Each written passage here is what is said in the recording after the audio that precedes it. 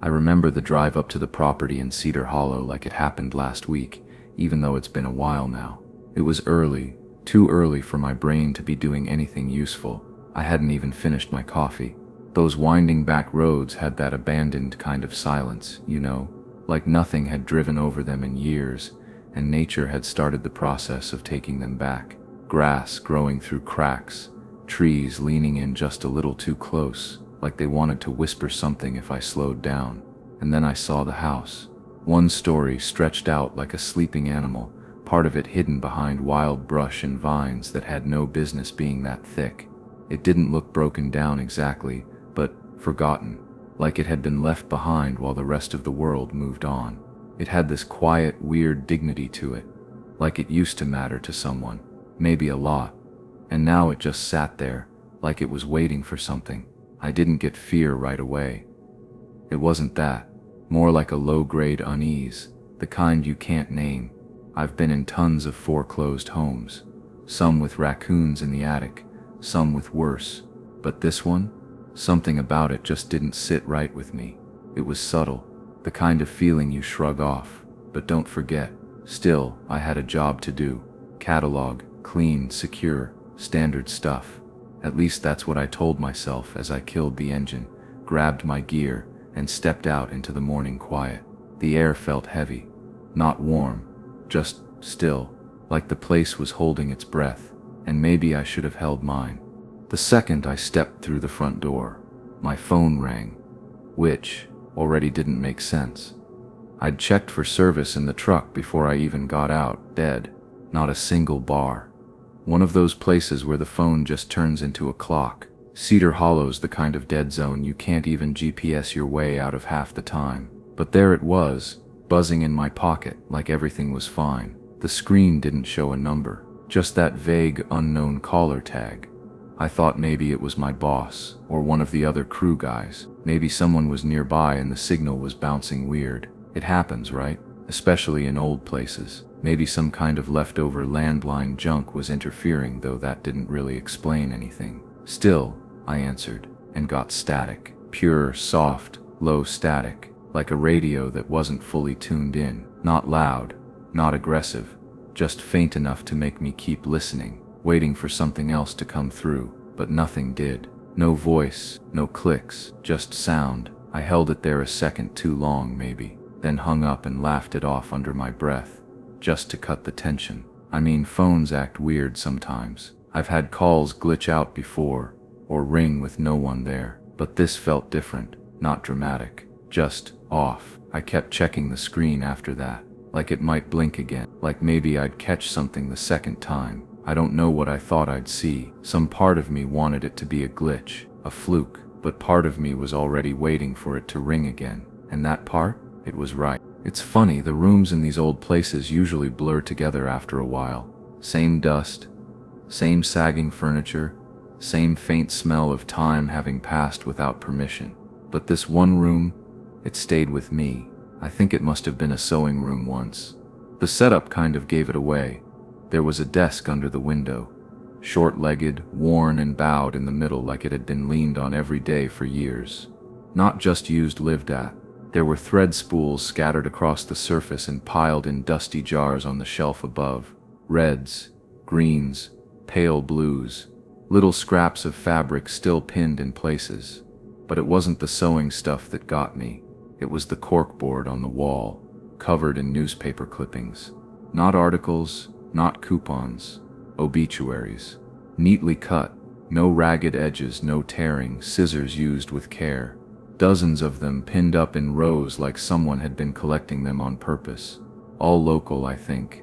Some from older papers, judging by the font and yellowed color. No scribbled notes, no dates marked, just names and faces staring back at me. All strangers, at least I think they were. There was something about the way they were arranged, too clean, too intentional, like whoever lived here had a system. It didn't feel like grief, it felt methodical, like a tally or a habit. I told myself it wasn't that weird. People collect weird things. Some folks keep buttons or stamps. Maybe this was just her version of that. But even as I walked out of that room, I could feel the weight of all those eyes on the wall. Still can if I let myself think about it long enough. I didn't go back in there. Not again. The first call I could write off. Static's just static. Phones do weird things out in the sticks. Signal bounces, battery hiccups, whatever. But the second time it rang, I felt it in my chest before I even looked at the screen. Same thing again.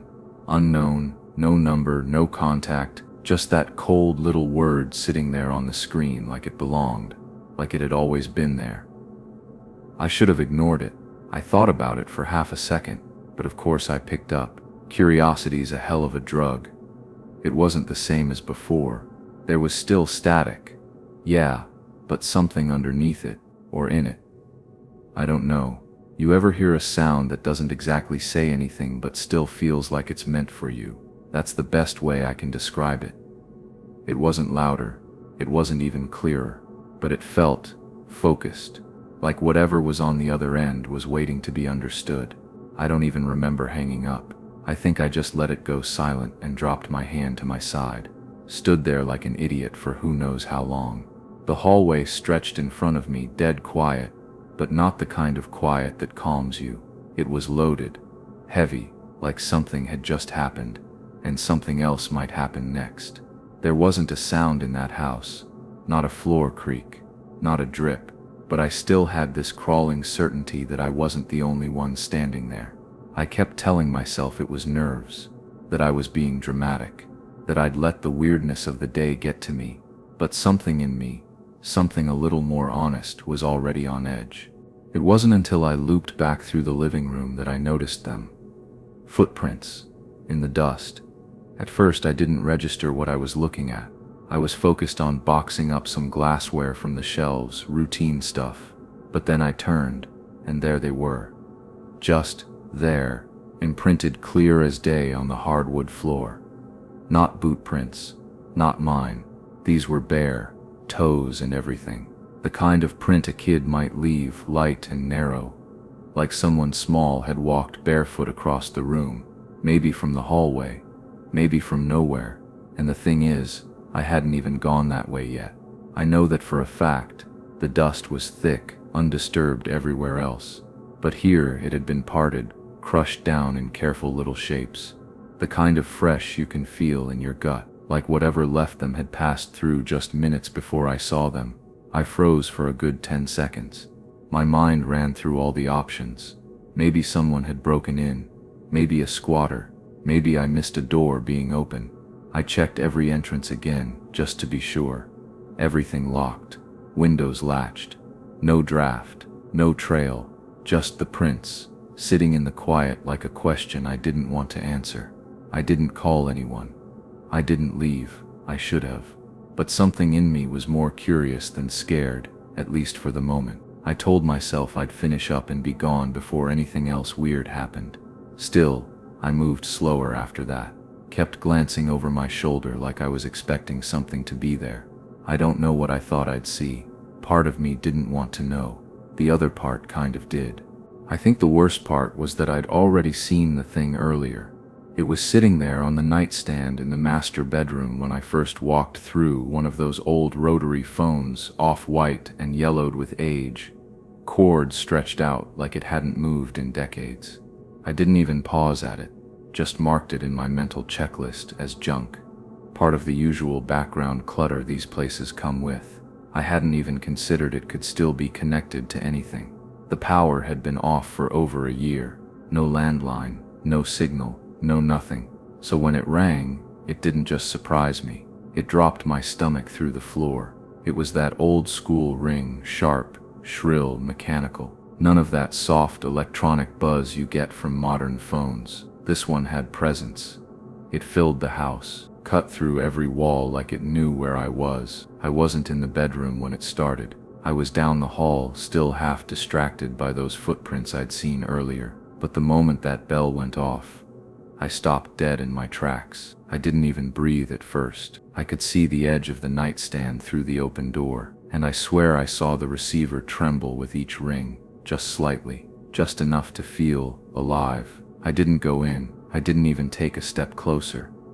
I just stood there, watching from the hallway like a kid peeking at something they weren't supposed to see. I waited for it to stop. It did, eventually, but not before leaving this heavy silence behind, like it had said something without needing words. I didn't touch it, still wouldn't, if I went back, and no part of me ever wanted it to ring again. I didn't want to go down there. God, I really didn't. The door was in the kitchen, one of those narrow ones you don't notice at first, tucked behind a crooked pantry cabinet. I stood there for way too long, just holding the knob, trying to convince myself that checking the basement was part of the job, which it was. But that didn't make it feel right. Eventually, I opened it. The stairs creaked under me like they were trying to warn me off with every step. The smell hit me halfway down. Old water, rust, maybe mold, damp air that had nowhere to go.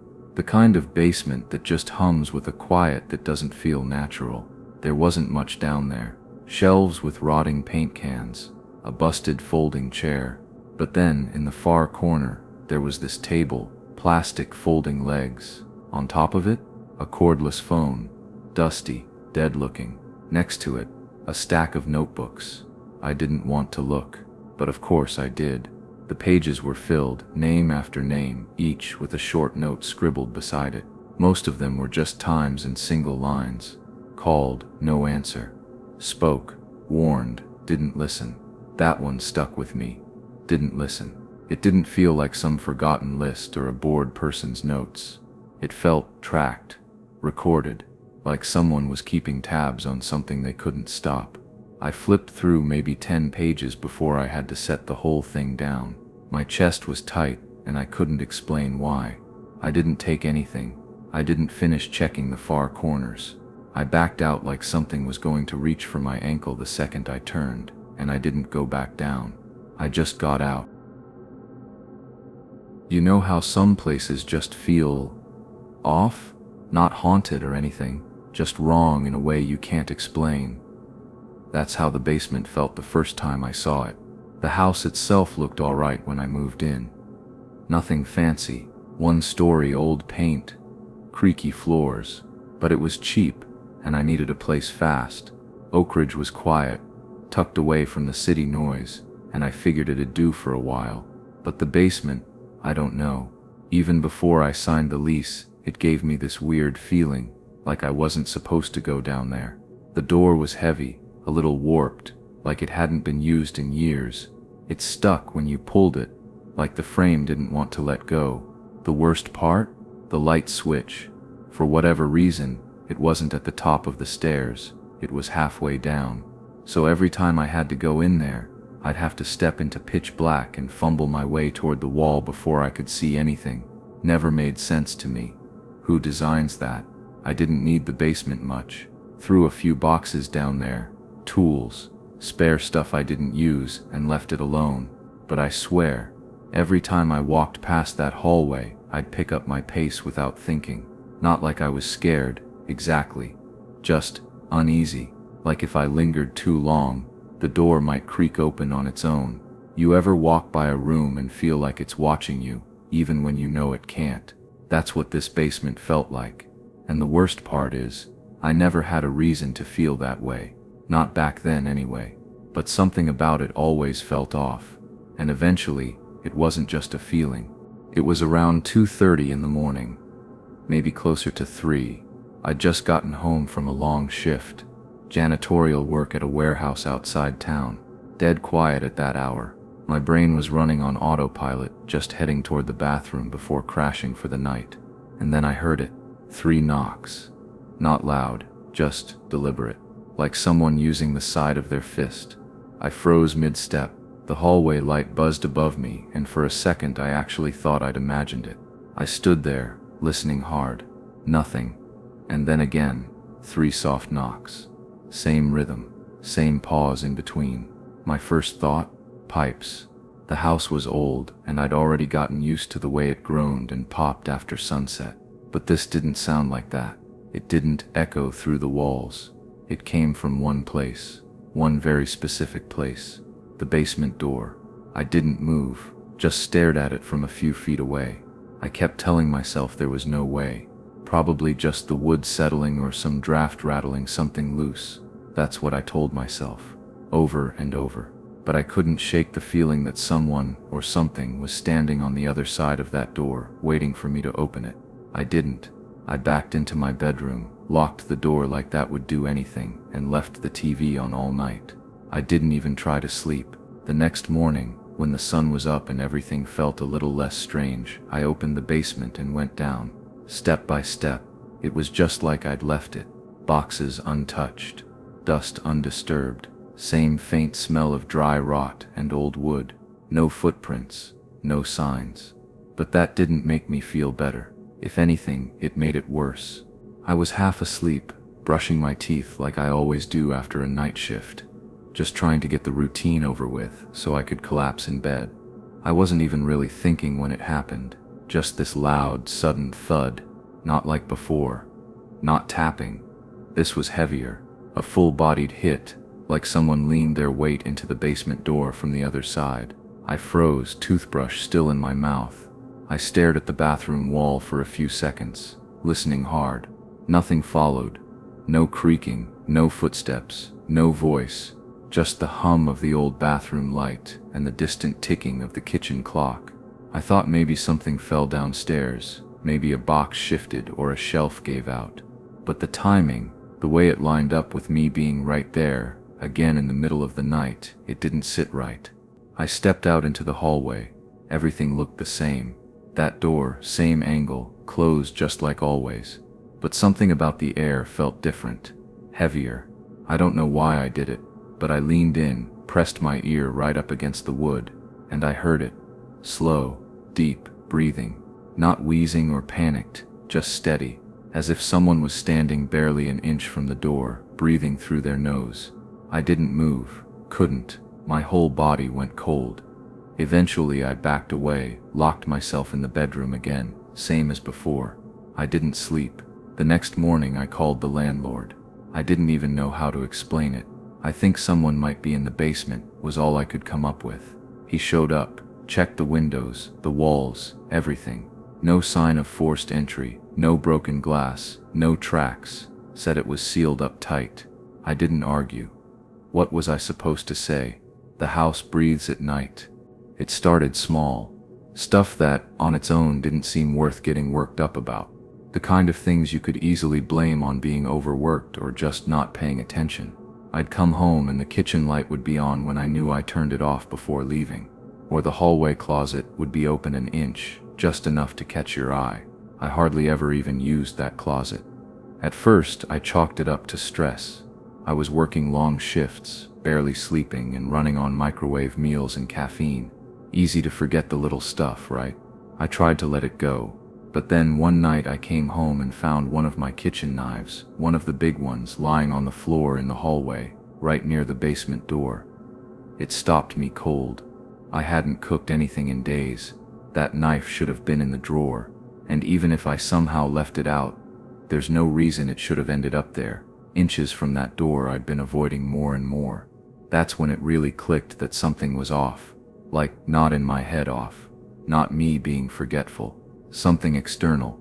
Something I couldn't see, couldn't explain. It felt like someone else was in the house.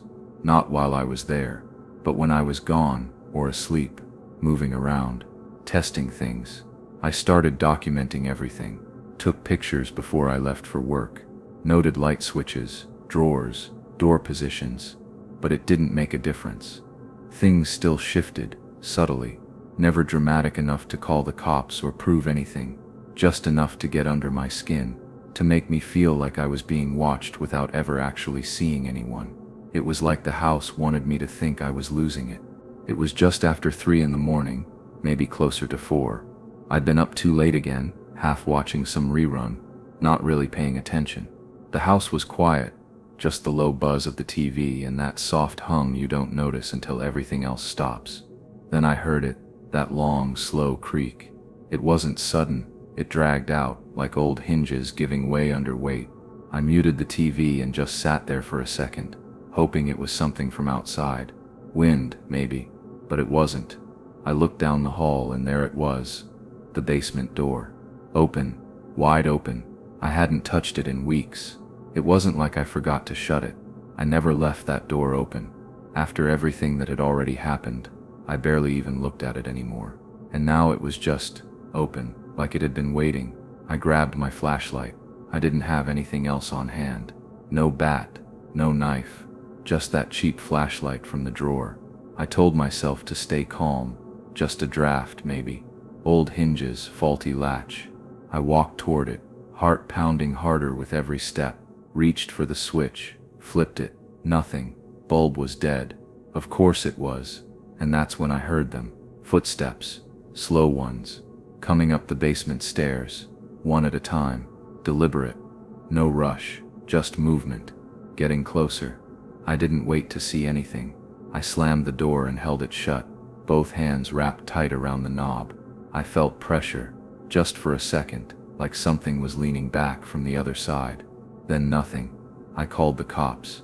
2 officers came out, walked the place, went down there with flashlights, said there was no one, no forced entry, no signs of anything disturbed. One of them laughed. I didn't. After that night, the footsteps, the cops, the way the door swung open like it had a mind of its own, I couldn't leave it as it was. I went out the next morning and bought the heaviest padlock I could find, one of those industrial ones. I didn't ask the landlord, didn't even care. I needed something between me and whatever was down there, something solid, something that made me feel like I had a little control left.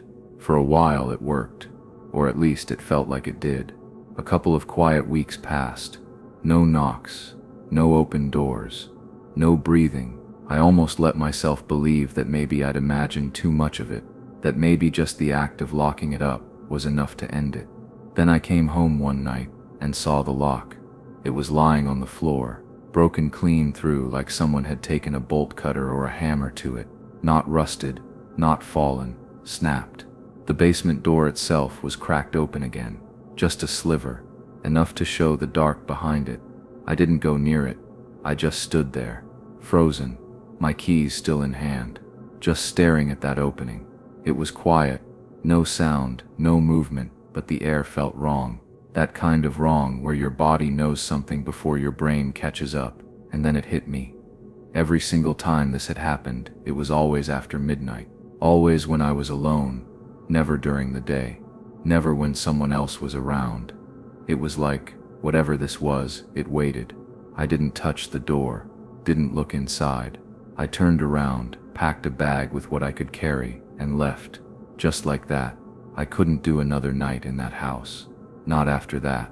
I'd only gone back to grab the rest of my stuff.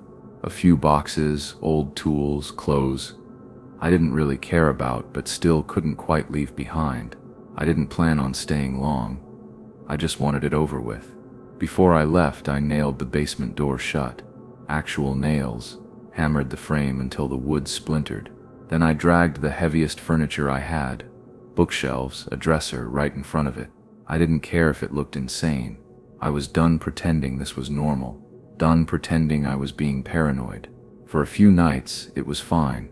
I was still jumpy, sure. But nothing happened. No knocks, no creaking, nothing trying to open the door.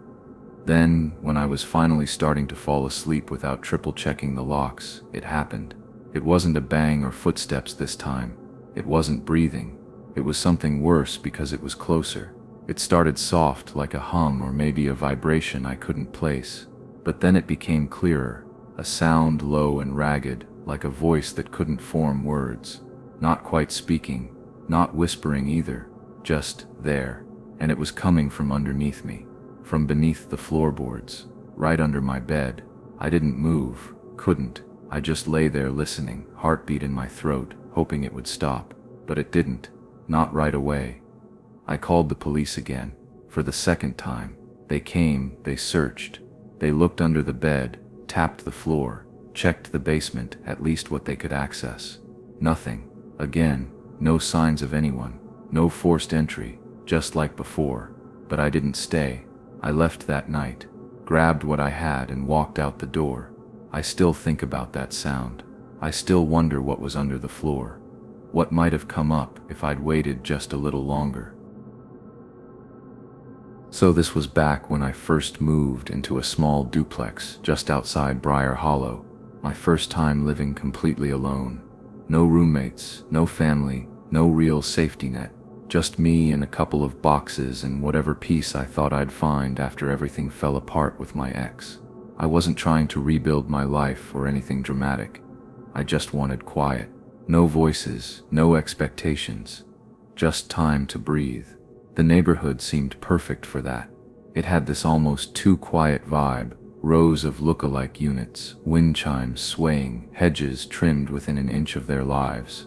Most of the neighbors were older couples or parents juggling toddlers. I didn't know a single name, didn't want to. I just wanted to blend in, keep my head down. But he stood out, literally. A few doors down every night, there was this man, big guy. Maybe mid-50s, kind of bulky, scruffy beard. He'd be outside just standing, not walking the dog, not checking his mail, just out there, sometimes leaning against the porch rail, sometimes standing in the driveway facing the road, always at night, always alone, never looking at his phone, never moving much at all. I'd pull into my driveway and catch him in the corner of my eye, just there, watching, like he was waiting for something to happen, or someone to arrive. At first, I brushed it off. Maybe he was just one of those night owl types. Could have been insomnia, could have been nothing. But something about how still he was, it got to me. Like, you know how your brain flags something before you understand why. That's how it felt. Still, I told myself not to spiral. Not every strange person is a threat, right? I wish I could remember the exact date, but everything about that week was kind of a blur. Work was hectic. I wasn't sleeping right, and I was living off gas station sandwiches and caffeine. That night, I came home dead tired, kicked my shoes off and face planted on the couch. Didn't even make it to bed, let alone brush my teeth.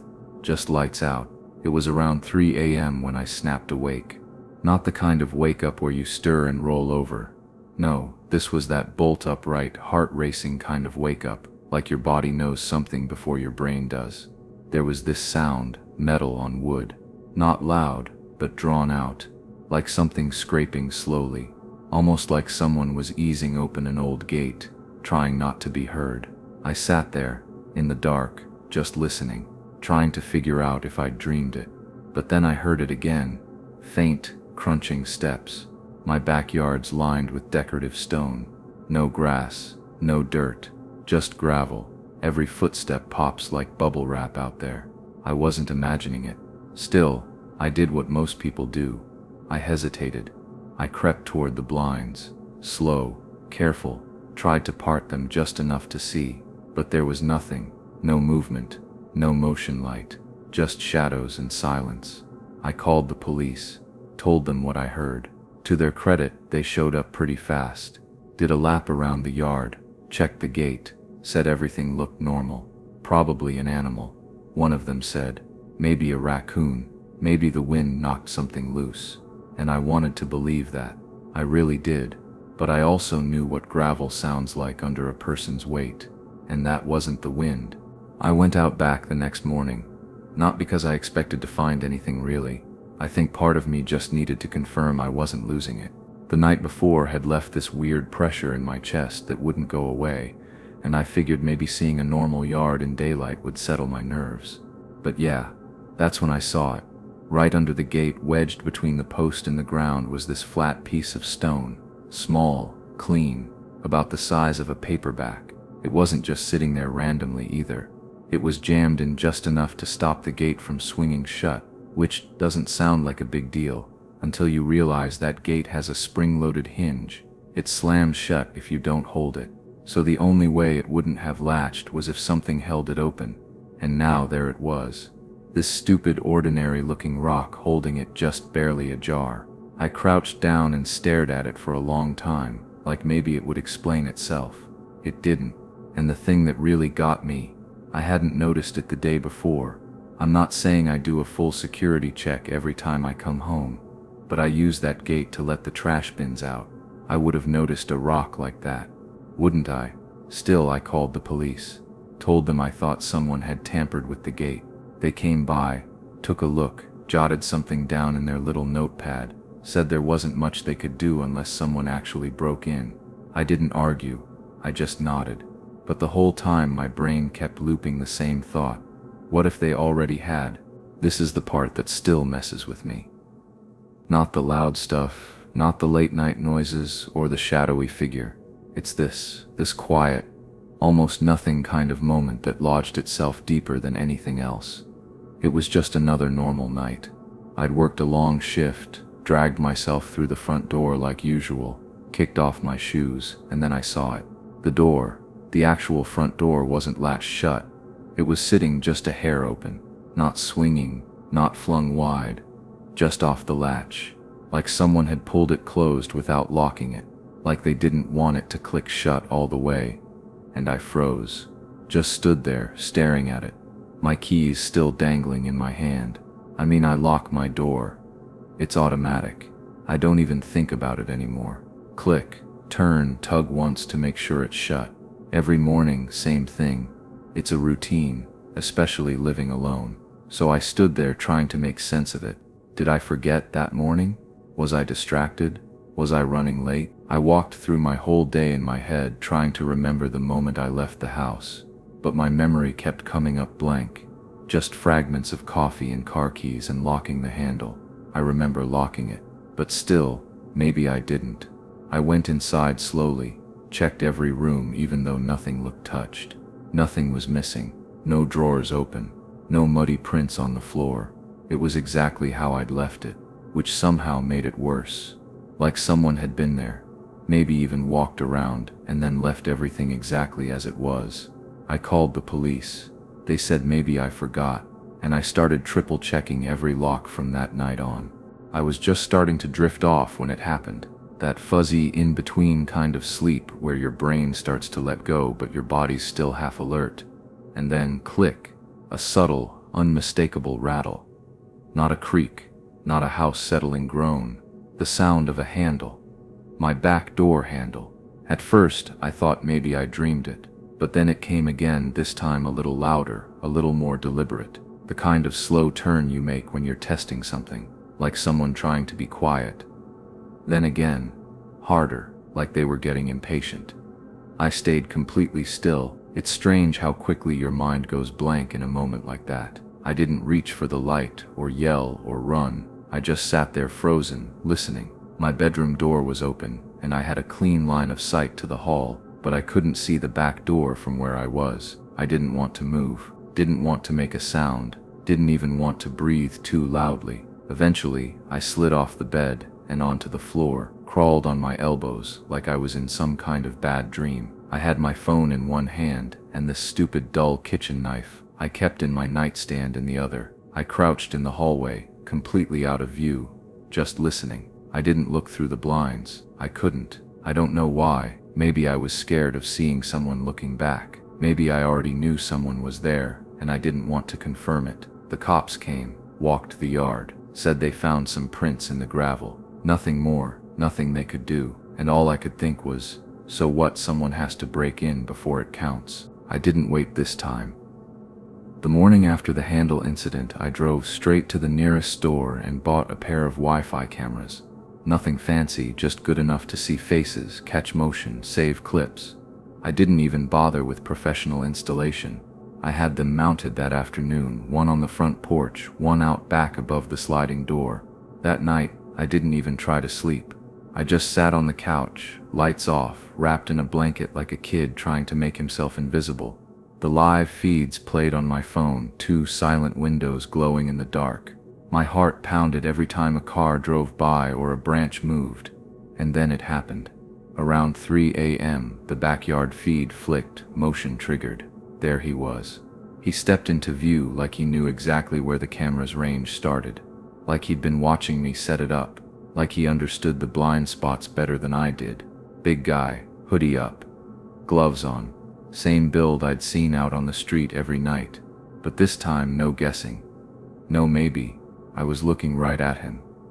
He walked slowly up the path, stopped just shy of the door, and then he looked up, right into the camera. His face was half in shadow, but I saw the smile.